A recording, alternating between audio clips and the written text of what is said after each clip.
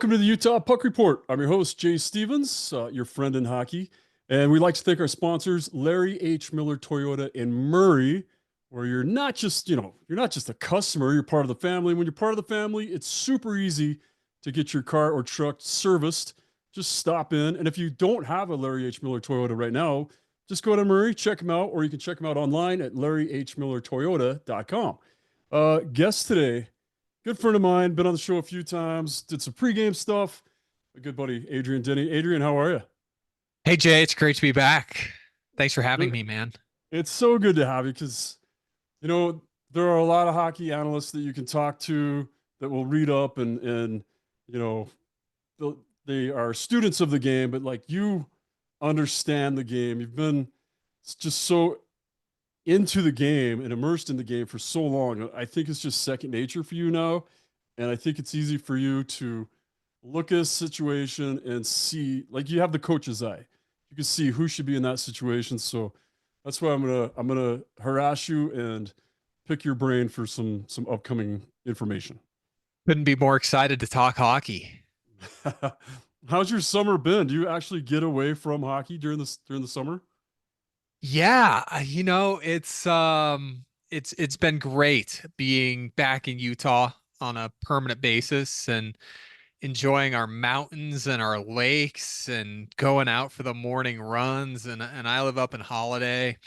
And so I've got a great trail that takes me to the mouth of Big Cottonwood Canyon, and I do that every single morning. And then you get back and do some computer work and return some emails, and guess what? It's time for the Stanley Cup playoffs. So that's kind of been my life. I can't believe we haven't played since April 15th, and it's recording this June 11th Yeah. and we're getting ready for game four of the Stanley Cup final. So it's been almost 2 months. It seems a lot longer than that, but it's been fun. And don't ask me what I'm gonna do for my daily routine when hockey ends in this final here, because I have no idea. Well, that must be nice because you and I have talked about it before. When you're the guy in the East Coast League, you're all the guys in the East Coast League. You do everything, and then you maybe get a little less responsibility or maybe a little more help in the AHL, but you're not when you're working your way up. You're not just a broadcaster. I mean, I wouldn't be surprised if you were filling water bottles and doing everything else to support the team because we've seen what it's like, right? You do tons of stuff on a small budget and you do more with less. And I've watched you work your tail off for a long time. So I hope you get a nice long summer after this. Thanks. It's the NHL is the NHL. It's a great life. Yeah. It's everything you dream of. So it's great to be here, and I talked about it with folks along the way, and probably the most with our AHL coach in Tucson, Steve Potvin. Like me and him kind of had similar paths to where we are in ECHL, AHL. He played in Europe and different life experiences, different job experiences, and I said to him, like, I wouldn't trade one single second of this last year mid-season when we're going through it 16, 17, 18-hour days and doing lots of stuff, and he's like, I wouldn't either. And it's who we are and it's what we became, and everybody has a different path, and couldn't be happier for mine with the Grizzlies and the Roadrunners, and being here with the Mammoth now has been just awesome and a dream come true. Yeah. I bet. And it's funny because you don't realize it at the time, but like, man, you're busting your butt. You're doing all these little things. And you're like, I got to do more just to put food on the table and keep a roof over my head. And you kind of think maybe you're doing it long term, but then all of a sudden something happens, you pop your head up for a minute and you look and you're like, I have a resume. And like I've done all this stuff. So if an NHL team comes calling, I can do all that stuff. It's you earn the experience and it's one of those things that maybe while you're getting the experience, you don't realize how much it'll benefit you in the future. Yeah, for me, it was about the mentality of being where your shoes are every day and being in the moment and being the best, and building Tucson into a great hockey market is, it's one of my favorite stories of my career, my 6 years there, and how we built that and building the Grizzlies from an organization that just kept growing every year and kept building attendance every single year when I was here. That took a lot of pride in that, and still really close and pay attention and watch every Grizzlies game I can, and still care deeply about the community in Tucson, and everything we did there, and love it. But at the other end of it, the second component is there wasn't a day during any of that, especially during the 6 seasons in Tucson, because I was so close to the NHL that I didn't think about being in the NHL 24/7, 365. So being where my shoes were, winning the moment, winning the day, but never losing sight of where you want to be is the mentality that they tell the players too. You gotta clear this hurdle, and to get to the next step. Yeah, the only way to get there is to be good here or to be the Yeah. best here, one of the Yep. best. Um, Speaking of that, we've got a lot to talk about here. I want to get into um kind of looking back at last season, and probably better than most what we have in the pipeline as far as who's in Tucson that has a chance of making the roster this year, or there's so much talk about Boot and Simashev making the roster this upcoming season. There's a ton of talk about free agency, and there's a couple big names. You know who I want. I think Yeah. you kind of feel the same. Uh, but watching Bennett perform in the Stanley Cup playoffs and seeing how much cap space Florida has, I don't see a chance that they actually let him go. Um, I think maybe if he wasn't as good as he was right now, that we could have had a chance. I don't know. I just posted an interview with the Florida coach, and they're talking about how important he was. And he's like, "Oh, who's Sam Bennett? You mean the guy with like?" And he lists off all these major diseases that he's incurable, and he's it, like, "Yeah, I don't think anybody else wants him." He's so that they're was gonna want to. hilarious. Yeah, I thought it That was was in the pretty. middle of a game. That was That's I he's always been an amazing interview on those like mid game. He doesn't care. He's just throwing one liners.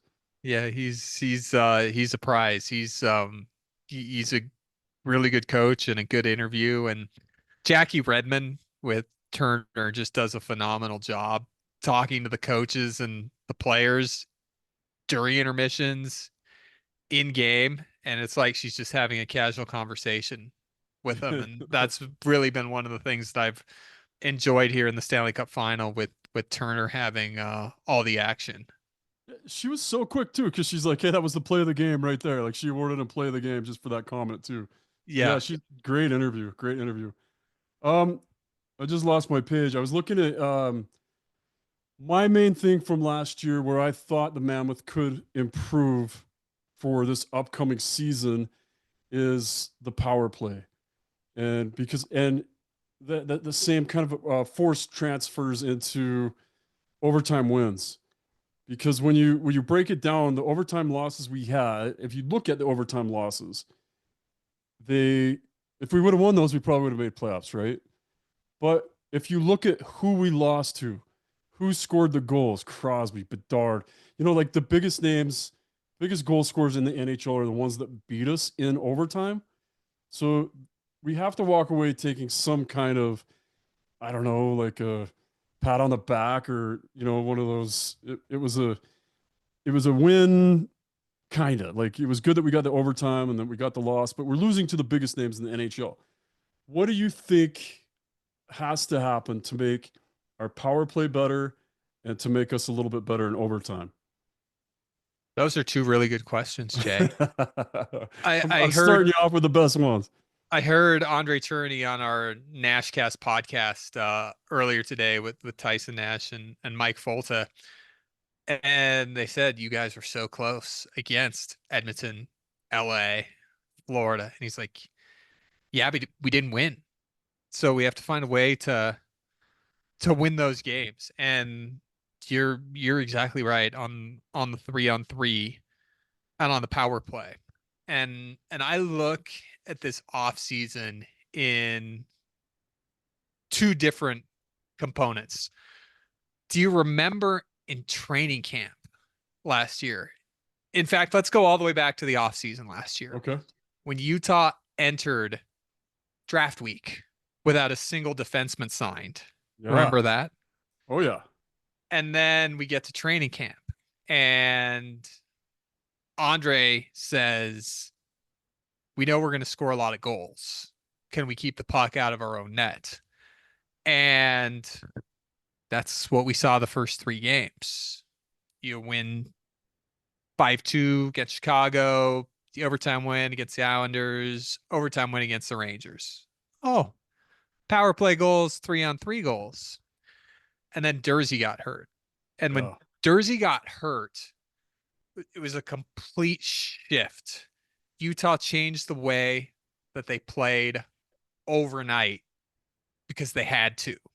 Oh, And if they didn't, they were going to go from winning games 5-4, 6-5 to putting the goaltender in a situation every night where he's got to do something to keep from giving up 7-8 goals, right? We're without Dursey. We're without Marino.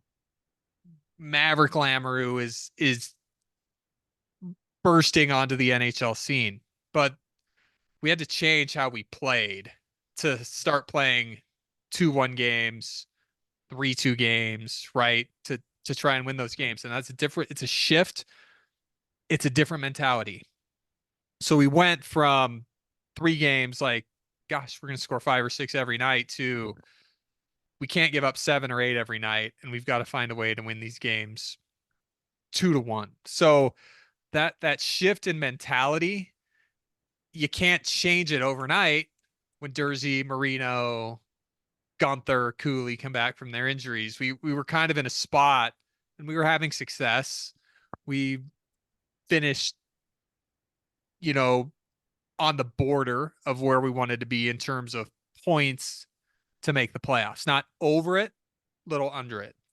So I think going into this offseason, I think you can look back at last year and be like, okay, we got that defense first style down. We didn't score how we did the first 3 games and how we were expecting. I think that as you look at that and as you look at other guys going from first year, second year to third year, I think that'll solve a lot of offensive concerns before we even get to free agency, who's next up in the AHL. Does that make sense? Because I watched the game and then I hear the experts tell me about the advanced numbers and right. what I saw last year and what the advanced numbers said in terms of, boy, how are we not scoring an extra goal a game equated with what I saw. And as you looked at a player like Lawson Krause, who didn't get to 20 goals for the first time in 3 years, I think you see things normalize there. One thing Bill said on our Nashcast podcast in the first episode last week, we'd like to get some more scoring. And you hear that Utah is very, very active, right? In the trade wins talk of free agency, trade options. We heard that at the trade deadline too. And there was nothing that got Bill to move. And the reason that Utah is in the discussion as a team that's active in everything is involved is because they've got one of the best prospect pools and they've got more draft picks and they have cap space. So, of course, Bill's going to be on the phone talking and listening. But is he going to make a move? What's going to be the magnitude of a move that Bill makes in terms of free agency?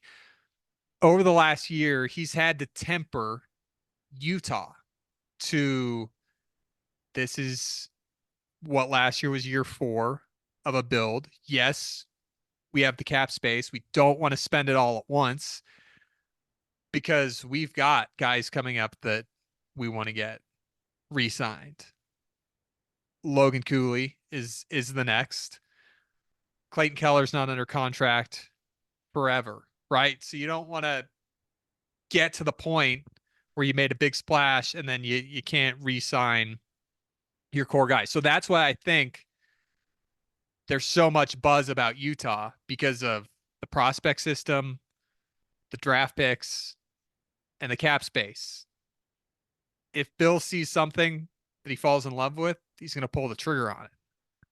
But if he doesn't, don't be shocked and don't get discouraged that he had a July 1st like last year where he added Ian Cole and Kevin Stenlin. Because I think if you look at the offense for Utah, here's what I see. And the player that you've brought up, Sam Bennett, there's reports that he wants to stay in Florida. He wants to get re-signed there. They want him back. There's a couple guys on this team that I look at, and one of them metrically kind of adds up to what Sam Bennett does in front of the net, and that's Barrett Hayton. Oh wow. I thought you were Okay. gonna say McBain, but okay. I'm going to. I'm Okay. gonna say McBain. Okay. There's three guys I'm gonna say. Barrett Hayton gets in front of the net and he grinds. Yeah. Look at where he is. Look at where he scores his goals. Look at where he gets his scoring chances. A 5th overall pick in 2018. That's not the role that I envisioned him playing when he got drafted, when he was in his first year pro, second year pro. But I think he can be that guy that gets dirty in front of the net consistently and becomes a guy that takes that goal total and increases it. Logan Cooley is another player that I think, how many times last year did he win a faceoff, go net front and score a goal Yeah. in one of those, uncomfortable areas? I think Logan Cooley has what it takes to be that guy and to increase his scoring total with his skill, but also being that rat in front of the net. I see a little rat in Logan Really? Cooley. Just the way he plays. I think he can be that guy. And then you said Jack McBain, double digit goals last year. That's another guy who's not afraid. He's got some skill and he'll bang you. So He's got some size too, which yes. like I think And it just looked like all three of those guys have that size. They're not 5'7", 5'8". You're a yeah. little taller than me, so I can't do what I do with Mike Fulta, our radio play-by-play announcer, and say he's our size. But they're not our size. They're bigger. So the concern of getting some more goals, how do we need to score some more goals? We need more guys in front of the net. We need to be bigger rats in front of the net. We need to get there. I think you've got guys on the roster that can get there. And that being said, I'm excited to see what options Bill sees out there that potentially can add to that, even if it's not one of the big guys on July 1st for the names that we've heard for the last year. I'm not saying it's not going to happen, but I'm saying if it doesn't happen, that's why. And here's why you should feel good about it. So not Marner, not Bennett, but maybe because there are some other good names that are out there: Duchesne, Tavares, Brock Nelson. Those are guys that could be picked up. Wait, Brock Nelson just got re-signed. He re-signed with Colorado. Yeah, Yes. I had him on my list, but I'm like, oh wait, he just got re-signed. But so with Tavares, Duchesne, Brandon Montour, there are guys that you could have like a Yeah. lot And that, cheaper, a lot. You don't have to lock up a lot of money for a lot of years, and you do have a lot of depth in the system that can develop into those players you want. And that's what Bill's been building the whole time, right? yeah, I think so. And Jay, with the salary cap going up this year, everybody's going to have more money, and it's not the best free agent class No. ever. And Utah is not going to be the team that goes out and overpays for somebody. And I think there's teams that are going to go out and feel pressure to go out and overpay for somebody with the bigger cap space, but with the lower free agent class that I think it's not the best. Um, so there's guys out there, right? There's a couple big names, but I don't think it's the best. And I don't think Utah's going to rush into anything. And I think Bill has everybody comfortable that we don't have to go take a big swing, overpay, and then compromise ourselves down the road to not be able to re-sign a core guy because we went out, took a big swing. Bill said it before, and he says it with a big grin on his face. The team that wins in the summer doesn't always win in the winter, and you know exactly who he's talking about. Oh yeah. Nashville from last Yeah, year went out. They man. took two big swings, bottom five team in the NHL last year. Utah is not going to do that. And they're comfortable knowing that they don't have to. And they also know that they're not at a point yet where they are a piece away, right? They know they're not a piece away from winning a Stanley Cup. They know they're going to have to make the playoffs, learn those hard lessons, go back and then maybe you go get that rental at the deadline. You pay a little bit more for a guy on a short-term deal because you know you're in your window. We're not in that window right now, and Right. and And we know that. we've got a ton of guys. Like if you look at the roster and look at how many top 10 picks we have and that they've had time to develop and get better, and then you bring in like what they've done with Ian Cole and Mata and bringing in guys like this, it's just like, all right, we're built to get better. And I see so many rumors and I see so many things get up there. And I even chimed in on one of them. Somebody just put up this trade rumor, and I just said, yeah, I can make up things too. Like you can say whatever you want during the summer. There's no, I don't know. Seems like there's no rhyme or reason for a lot of these things, or maybe people are just trying to wish their favorite player onto this team. But when you look at the way the team's built and the fact that they're being patient with, hey, we set out with building it this way. We're gonna keep putting these pieces into place and let them mature, let them cook, let them get better, put them in high pressure situations when they're young, so that they're older and they're in the playoffs, they're more prepared. When you bring up Barrett Hayton and you look at his international play, like he's a guy that's done it on the international level. And you're right, he's been a pest in front of the net internationally. And I would like to see that more in the NHL, but you're right. He could be that guy. McBain can be that guy. So the more I started looking at it, I knew Bennett was a guy that I thought we could bring in right now that could stay here for 5, 7 years and be exactly what we needed. But if we don't go out and get a guy like that, it's okay. It's still a game plan. The plan is the plan. Yeah, and Jay, we haven't even talked about Daniil Boot and Dmitry Simashev yet. Right. The the two the two guys drafted in 2023, less than 2 years ago. Dmitry Simashev, 6'5" defenseman, more size, and we've got a lot of size in the pipeline. Dmitry Simashev, Bill pointing out Thomas Lavoie, who was drafted 4th round last year. He's a big kid. Maverick Lamoureux. Mav had another tough year with the injuries last year. The kid just hasn't gotten a break, but is still very highly thought of. So you've got the size on D. That's coming. Now let's talk about Daniil Boot, the 12th overall pick in 2023. He's 6'6". Bill compared him to Tage Thompson. Yeah.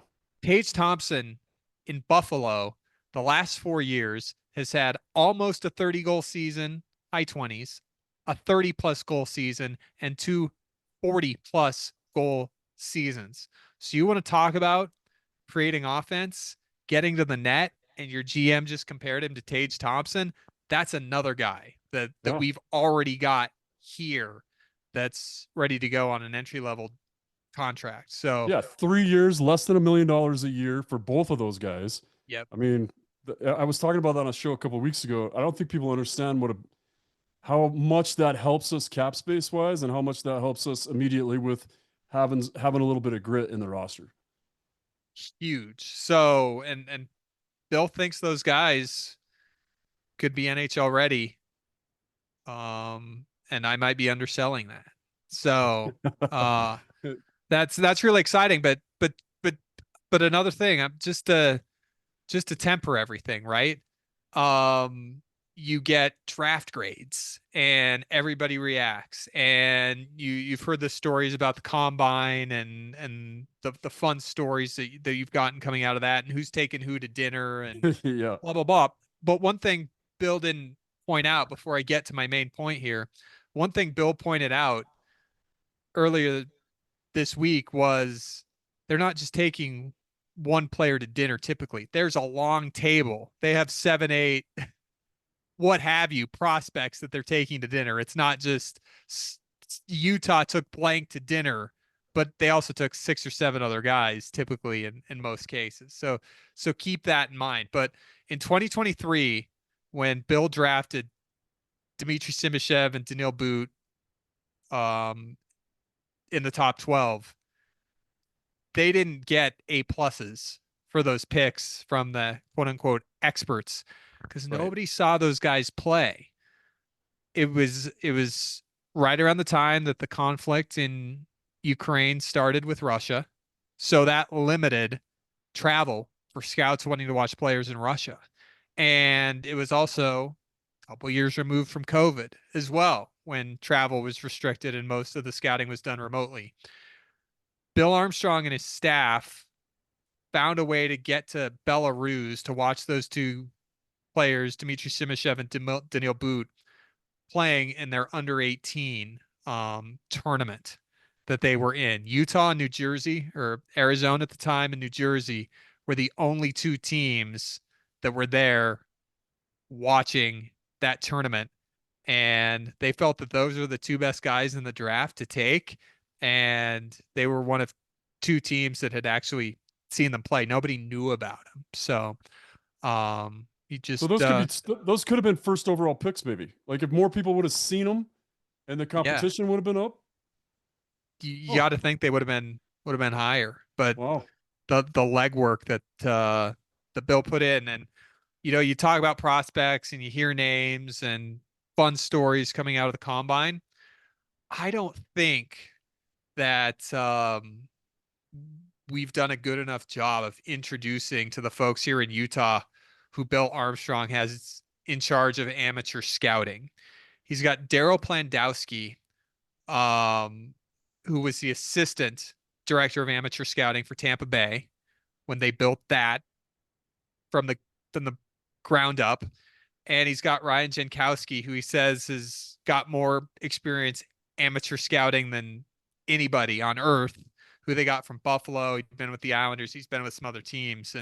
And so Utah has a pretty good wealth of experience in terms of amateur scouting, guys that have picked out Logan Cooley, Dylan Gunther, Simashev, Boot, um, Tija Ginla, Kobo Dwayne, right? So those the guys behind the scenes, and then there's a list of about 20 other guys who also are watching these kids play every single night.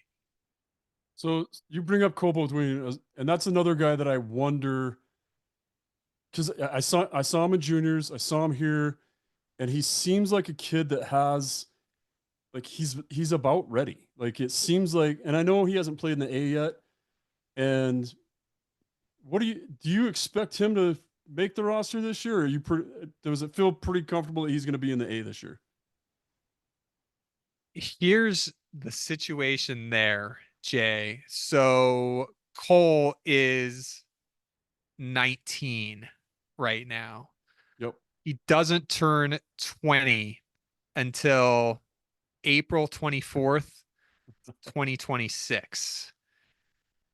So he can play in the NHL next year. Anybody can. He can't play in the AHL until 26, 27. Right, because right, right. because of a rule between the National Hockey League and the junior leagues that a player who's played junior hockey in North America cannot play in the American Hockey League until the calendar year of his 20th birthday.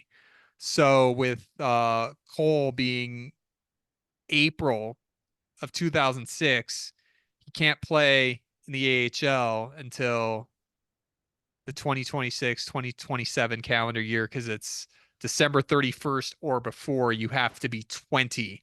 So that's a rule. There's a lot of opinions on it. Um, but he can play in the NHL, but he can't play in the AHL until 26-27, which is unfortunate. Did I just express an opinion? Are you not After allowed to? after a year, Jay, where he had 51 points in 52 games, had 62 points in 67 games last year in the OHL, Yeah, 13 points in 16 playoff games this year. So uh he's got that's size, he's got grit, he's got yeah, everything you want, and he's either there, he's either in the show or he's back in juniors. I didn't realize his birthday was that late. I just yeah. That's funny. I just go, hey, I got drafted a year ago. He spent another year at Oh, juniors, and then you just kind of think, oh, he'll be in the A or not, because that's great. I have no problem with him going back to juniors because that doesn't count against his 3 years, right? So right, then right. let him Yeah. let him go, but let him go there and be part of the big plan. Yeah. And from a development standpoint, you just as the NHL club, you're like, gosh, we'd love to have this guy in the AHL now playing against NHL players. And he's in the junior leagues playing against 15, Yeah, 16, 17 year olds. yeah. But it is what it is. That's the rule. It's one of the things with the NHL and the draft and not getting guys immediately um playing typically like you do in the NBA. But that is just one rule to watch out for there. That's the great thing about Shimashev and Boot is that they played in the KHL. They didn't go Yeah, back to juniors. They weren't developing against kids. They're in the KHL, which is some say better than the AHL, barely under the sure. NHL. It's grown men that have got a lot of experience. They get paid big bucks over there. So some of them would rather stay in Russia than come to the US and play in the NHL. They make more. So because they're getting all that oil money. So you could see more development there, and notoriously with with Austin Matthews, who didn't want he went and played against men in Sweden to develop to become a first overall pick, right? So yeah, Yeah, that brings up a great that's point. no, totally. That's what Austin Matthews did because he just to go play among the best. So we had an instance JJ Moser who was drafted in the same round as Josh Doan back in 2021, was it? Yeah, drafted right behind Josh Doan in 2021 was a native of Switzerland and played in Switzerland, never played in North American juniors. So when Bill drafted him in 2021, we were able to have him in AHL camp the next year. The year he was drafted, he was in NHL camp. He came to play for us in Tucson in the AHL, played 18 games and never saw him again and got called up to the NHL and he's been off and running since. That's a name that folks probably don't recognize, but he was used to deal in the Mikhail Sergachev deal. But an example where a player that you get from Europe didn't play North American juniors, you're able to put him right to work.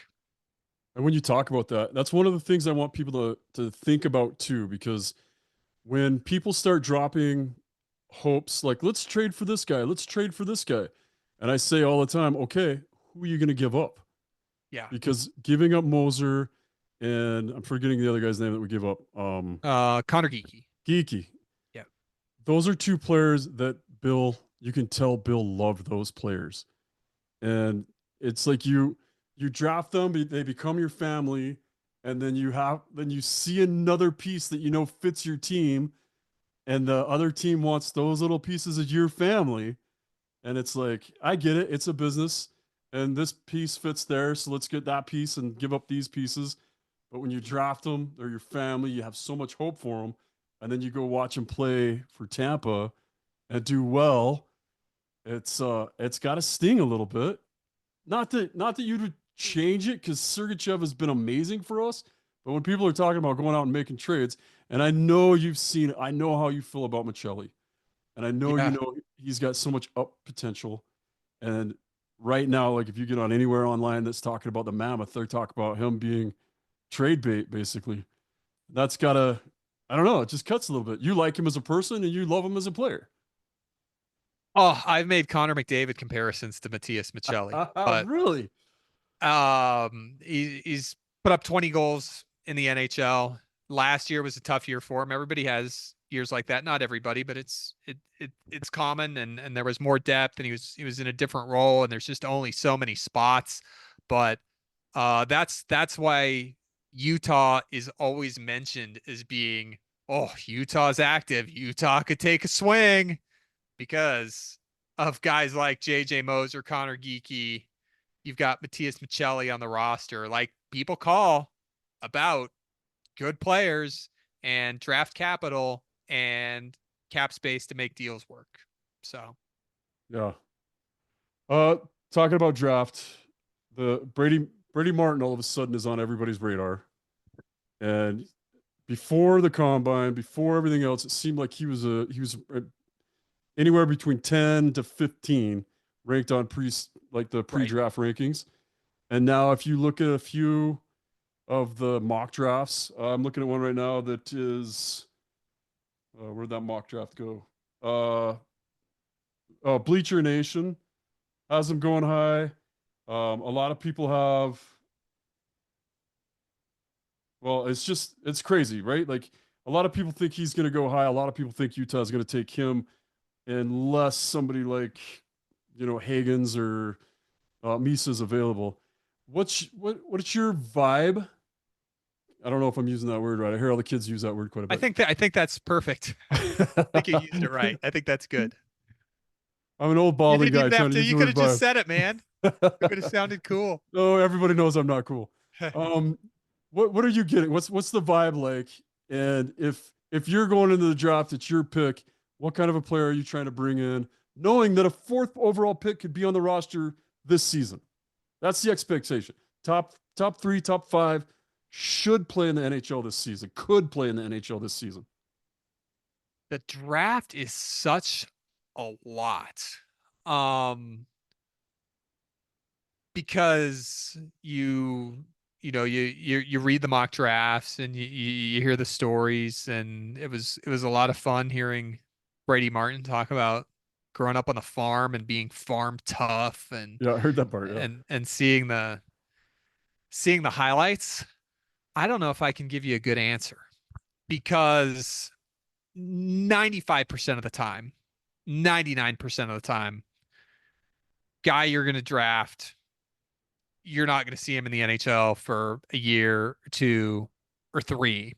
yeah, And at that point, you know, are are you drafting are you drafting the same player that you want to go sign in free agency? It's different, because you're likely not to see the players that you draft for another year, two or three. And during that time, there's a lot of development, there's a lot of maturing, there's a lot of growing into your body that can take place, which is why Bill's got that scouting staff of dozens that are watching these guys, talking to them, getting to know their families, seeing how they work out, looking at just hours and hours and hours of video and watching them in person. So it's tough to make that call. And it's also a bargaining chip right now. yeah, Utah is also, quote unquote, being very active. They could, quote unquote, make a big splash because people are calling about the fourth overall pick right now too. So it's the amateur scouting guys love this. They love this time of year because their body of work is showcased. So it's hard when we're watching NHL every single night of the week, and you and me, Jay, are watching AHL Love the A. on the laptop with the NHL on the main screen. And then all of a sudden they want us to go do mock drafts for 18-year-old kids. I don't know what to tell you other than You don't have enough time to watch all the junior games too? other than you've got your body of work in our first round picks under Bill Armstrong, Tisha Ginla, Cole Beaudoin, Dmitry Simashev, Daniil Boot, Logan Cooley, Connor Geeky, Maverick Lamoureux, Dylan Gunther. I would say that that's pretty good. And I would say whoever you get, you're going to be happy with, given that track record. All right, so I just pulled up Bleacher Nation. Bleacher Nation has Utah trading the 4th pick to the Boston Bruins for a first round pick in 2026 and the 7th pick overall this year. And it says they still get Brady Martin at the 7th pick. I don't know. That's pretty bold to say that they'd give up the 4th pick, but they've done stuff that surprised us in the past. Last year, I thought I knew for sure who we were going to draft. What'd you think? Z Bouillon. 100%. Like, it made sense to me. He was going to be available. He was a player. I thought he was the best player not in the NHL last year. And when they announced Iginla, I was surprised, but I'm not saying I was disappointed because I know they know way more than I do, but I was surprised. Were you surprised by that pick? Do you expect, two-part question. Were you surprised by that pick? Do you figure you're going to be surprised by this year's pick? I don't know that I know enough to be surprised. It's because you know me, Jay. If you listen to Hockey Night in Utah, I've got my hot takes. My boss calls them bold statements. And when I'm breaking those games down and previewing games, I'm 100% sure. Yeah. Right? Yeah. I don't know that I just don't know enough. Andre Turney said on our Nashcast podcast, he's like, unless you've seen every single player, how do you compare so and so to so and so if you've only seen one? Right. Right. Yeah. That's the one thing that I can't give you a hot take and a bold statement on because I just don't know. There's so much information, there's so much video, and it could be 1, 2, 3 years down the line before the guy's NHL ready. So what don't you have right now that you got to go get, right? So Yeah. it's taking the best And can an player. 18-year-old do that? Yeah. You know? Yeah. Bill says he takes the best player. By the way, have you ever, at the end of the season, do you go back to your hot takes and give a percentage of rights and wrongs? I think Do I you was keep a hundred. stats on yourself? Okay. So this year, all right, I promised the home record would equalize the road record by the time the year was up. Oh, bold We, statement when we dropped a bunch at home. Yeah. yeah, in January it was pretty rough. We got there. We did it. We were within 1 to 2 games. Okay. Um, I said the St. Louis Blues when they were in that 12-game winning streak and we were down by 4 points with a game in hand. I said, don't worry. They're going to lose 2 in a row at some point. We don't have to worry about that. They did. We didn't go on that winning 8 of 10 that we needed to, but I think I do pretty good. I don't remember anything I was wrong about. I just remember the stuff that I was. Yeah. I never remember what I was wrong about either. Just ask my wife. Yeah. Just trying to think. Oh, Lawson Krause, his numbers weren't first half of the season a little light. It's just wait. Next year, he'll be back where he was, 20 plus, I think a 3 or lot of that more. was Yeah. situational though, too, right? Yeah. Like Yeah. he wasn't Different always on. roles. Yeah, he was Different playing a roles. different Yeah. role.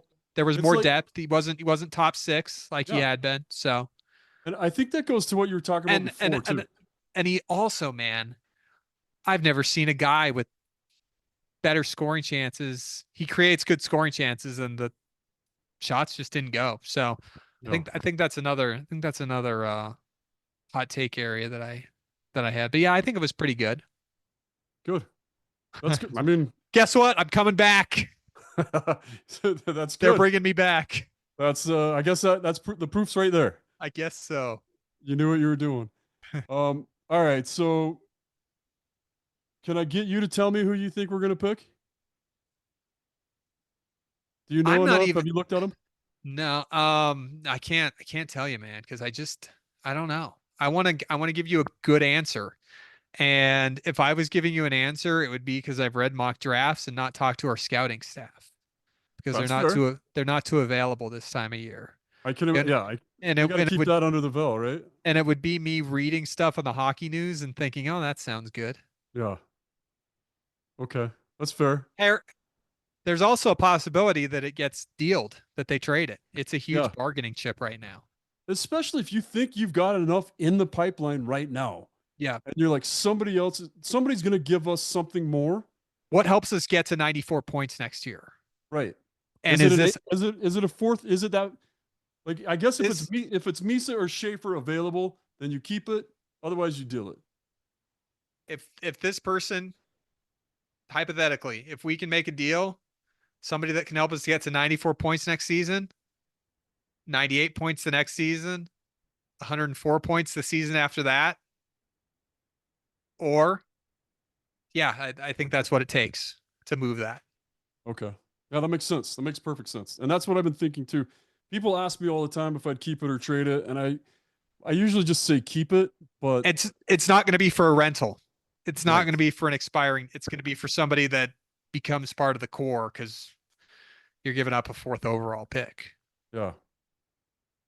The thing I like about a fourth overall pick is that you can get a guy that has to go back to juniors and you wait a couple of years and then you bring him in after he's cooked a little bit and then you sign him to a 3-year, $950,000 contract.